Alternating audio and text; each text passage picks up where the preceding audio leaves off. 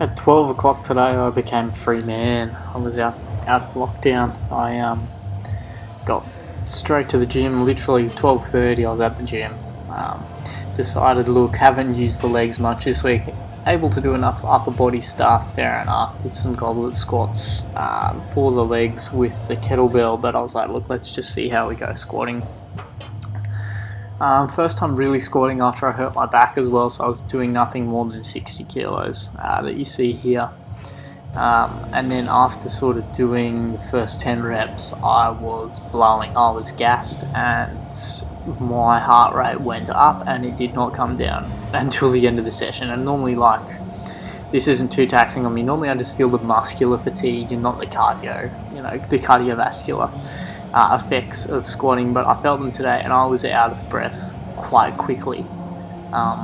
So proceeded to do 3 sets of 10 reps with 60 kilos, making sure the form was alright. I was really, mindful of my back and how messed up it was initially. Not when I initially niggled at squatting, but, slipping in the shower a few days later and really messing it up. So I was like, I'm not doing anything heavy or ridiculous. This was also my first session outside of COVID and having lockdown as well, and I was asymptomatic at this point. All my symptoms sort of went away overnight, and the last lot of symptoms were sort of a runny nose, and that was it. Still felt a little bit fatigued, but I think that was just more me sitting around my ass for 7 days and 6 days and not doing too much. So I think even though I did the 1,000 jumping jacks and a bunch of other stuff when I worked out on the balcony, I felt like from then on I started feeling more fatigued and more tired, so I probably overdid it then, if I'm being honest. So coming back to the gym today and doing some proper weight training and not just like a 16 or 18 kilo kettlebells that I have, it was something a little bit more taxing on the body. And so I proceeded to do my squats.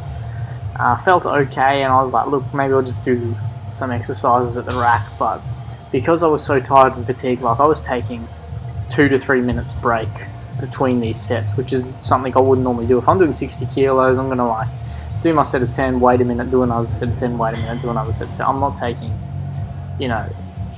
2 to 3 to 3.5 minutes rest, and like between the second set and the third set I took about 3.5 minutes rest because I was that knackered and my heart rate was that high and I could feel my heart pounding in my chest. And it's like your first experience after the flu. If you ever had the flu and then worked out after the flu, you find out that all your cardio is pretty much just gone skis. And I was a bit surprised with this because I wasn't that symptomatic with COVID. I just felt like I said, I just felt fatigued. I had a runny nose and a sore throat, and that's it. Like, if it was me and it wasn't COVID and it was just a cold, like, I'd still be going to work and I'd probably still be working out, kind of thing. So it wasn't something too bad, but man, I did these squats and I was knackered. You can see me taking long pauses as well at the end as I grind out the last few reps. And so I was trying to do something to wait for my heart rate to come down. So I was like, I can't do anything big, otherwise I'm just going to gas myself out. So I just did some overhead presses with the bar. I did 3 sets of those just to do something. I wanted to keep the body moving because I didn't want to stand there in front of the fan and just rest for another 3 or 4 minutes and get cool. Again, it was, muscular endurance felt fine. This time it was more the cardio and the heart rate staying up. So I did some overhead press just to work the shoulders because I've done a little bit of pressing with the kettlebell and stuff like that. But with the barbell, there was nothing too much. So just to do something and get a little bit of movement into the shoulders, but definitely won't make them grow or anything like that. After this, I proceeded to do some RDLs. I figured, look, if the squats killed me that much, it's killed the quads, and I've got a good burn going in the quads, I'll do the hamstrings afterwards, and I'll just stay at the rack and I'll just do a rack workout. And then a lot of RDLs will let me go into deadlifting, when I feel like it in a couple days. Obviously, after the squats, I wasn't, in my mind, I was thinking about probably delaying the big explosive movements like the deadlifts and the bench a little bit longer because of how poorly I felt doing the squats. I thought I just needed to build up a little bit slowly and maybe just do this day as, like, not normally this isn't a hard day for me, but I considered this a hard day in my training cycle. So I took the next day off as a lighter day, just because of the effects on me I'd have from this. And look, I think waking up after this workout as well, the hamstrings were definitely sore. Like, I haven't been able to do a lot of hamstring work at home. And it wasn't really the quads that were too sore, it was more the upper back and the traps and holding the bar on my back that was quite fatigued. Obviously, not being able to do a hell of a lot of back workout outside of using my my resistance bands and stuff like that. So I got up to about 90 kilos here, and I just did 90 kilos for the RDLs. I started off with a set of 60, and then I just did sets of 4 with 90 kilos. I don't like to rep this exercise too much because I'm very wary of just keeping good form and not trying to compromise my back, and I'm especially wary of my back now, more so than ever.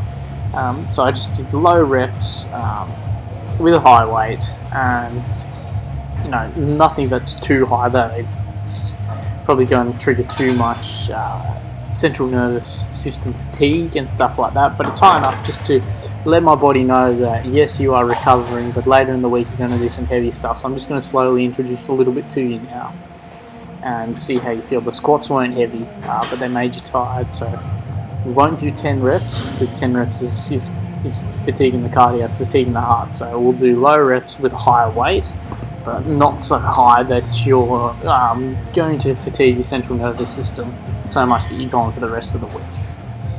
And that was sort of my planning and understanding going into just doing this session. I wanted to hit squats, I wanted to hit RDLs, and ideally I wanted to hit bench press. But after doing the squats and realising how fatigued I was, there was no way I was going to do any explosive movement. So the bench press was switched to an overhead press, and and the RDLs were limited to less reps than what I do. Normally 6 to 8 is where I like to do my rep range in RDLs, but stuck with doing 4. Felt comfortable, got a good squeeze in, got a good burn for the hands, and slowly priming the body, getting it ready for the bigger lifts that I will inevitably want to do in the coming days, maybe a week. But it's all going to be dependent on how I feel. Also booked in for a sauna as well tomorrow, so I will get out of this COVID period, and then I'm just gonna heat and get all those heat shock proteins and all the toxins in my body coming out through my sweat and stuff like that, and really just emphasize some recovery in there, because I haven't been able to do that for a while, and we know especially the cardiovascular benefits as well of sauna. Considering that my pounding pretty hard, my heart rate is pretty up during this session, I need some cardiovascular benefits. So hopefully that recovery will help. But anyway, that's probably all from me. So cheers, and I'll see you in the next one.